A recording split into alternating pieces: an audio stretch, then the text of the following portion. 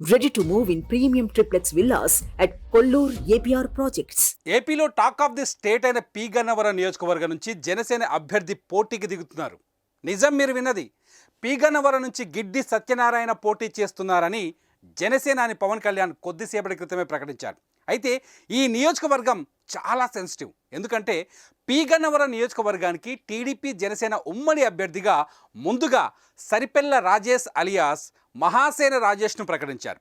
అయితే తన అభ్యర్థిత్వాన్ని చాలామంది వ్యతిరేకించారు.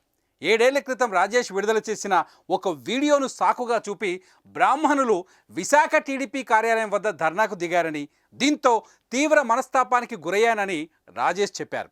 ఈ పరిణామాలను ప్రస్తుత ఎన్నికల్లో టీడీపీ జనసేనకు నష్టం కలిగించేలా ఉన్న దృష్ట్యా పోటీ నుంచి తప్పుకుంటున్నట్లు రాజేషే ప్రకటించారు. అంతేకాదు వైసీపీపై విమర్శలు గుప్పించారు రాజేష్.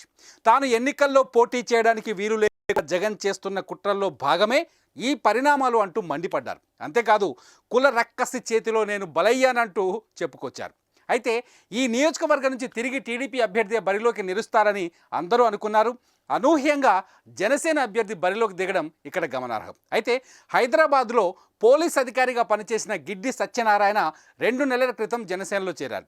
గిడ్డి సత్యనారాయణకు ఎన్నికల నియమావళి నిబంధనలతో కూడిన పత్రాలను పవన్ కళ్యాణ్ అందజేశారు.